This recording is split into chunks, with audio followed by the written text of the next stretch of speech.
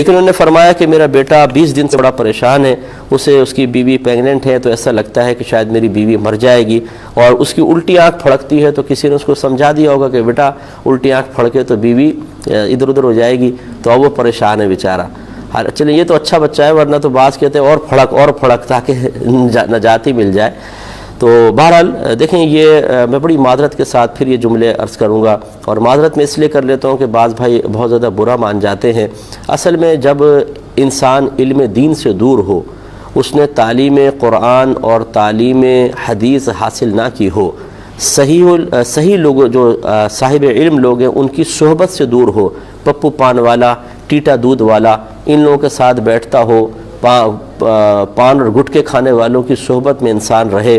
اطراف میں سارے بے نمازی اور علم دین سے دور لوگ ہوں، تو پھر اسی قسم کے خیالات ذہن میں آ کر، اور جب وہ ذہن تعلیم شرع سے خالی ہوتا ہے تو شیطان اور نفس اس پہ اپنا قبضہ جما کر انسان کو یوں ہی پریشان کرتے رہتے ہیں۔ الٹی آنکھ پھڑکے چاہے سیدھی آنکھ پھڑکے سے کسی نحوست کا کوئی تعلق نہیں ہے، نہ کوئی مرتا ہے، اور خواہ کے وسوسے اور پریشانی کی کوئی ضرورت نہیں ہے۔ اللہ تبارک و تعالی حفاظت فرمانے والا ہے۔ اور ہمیشہ یاد رکھیے، میرے آقا صلی اللہ علیہ وسلم نے ارشاد فرمایا کہ مومن کو موت اس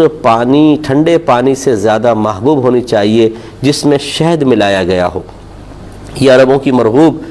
مشروب تھا کہ وہ شہد ملا کے ٹھنڈے پانی میں نوش کیا کرتے تھے۔ تو میرے آقا تو یہ فرما رہے ہیں کہ مومن کے لیے موت بہت ہی پیاری ہونی چاہیے، اور اس وجہ سے کہ اس دنیا سے نکل کر پھر ہم ایک اور عجیب دنیا میں جاتے ہیں جس میں اللہ تبارک و تعالیٰ کا خصوصی قرب ہے، جنت کے نظارے ہیں، فرشتوں کی زیارتیں ہوتی ہیں، اور عجائبات قدرت آپ کے سامنے ظاہر ہوتے ہیں۔ اس دنیا میں جانے کے بعد تو پھر اس دنیا کی آرائشوں کی طرف آنے کا انسان کا دل ہی نہیں چاہے گا۔ ہم یہ سمجھتے ہیں جی سب سے جدا ہو کے وہاں پہنچ جائیں گے، پتہ نہیں کیا ہوگا۔ ارے بھائی، وہاں تو جو کچھ ہوگا اس کا آپ تصور بھی نہیں کر سکتے ہیں، اور مومن کبھی واپس آنا پسند نہیں کرے گا، وہ ایسا مقام ہوتا ہے۔ اس لیے گھبرائے نہیں، اپنے بچے سے یہ کہیے کہ وہ دیندار لوگوں کی صحبت میں رہے، اچھے نیک پرہیزگار لوگوں کی صحبت میں رہیں، اور علم دین سیکھیں۔ اس قسم کے تمام وساوس سے نجات مل جائے گی، ورنہ یہ ایک وسوسہ نہیں، ابھی تو آگے آپ دیکھیں شیطان نفس چھوڑیں گے نہیں، قدم قدم پہ پریشان کریں گے اور غلطیاں کروائیں گے۔ اس لیے ہمارا مشورہ یہ ہے کہ وہ پریشان ہونا چھوڑیں اور عملی قدم اٹھائیں۔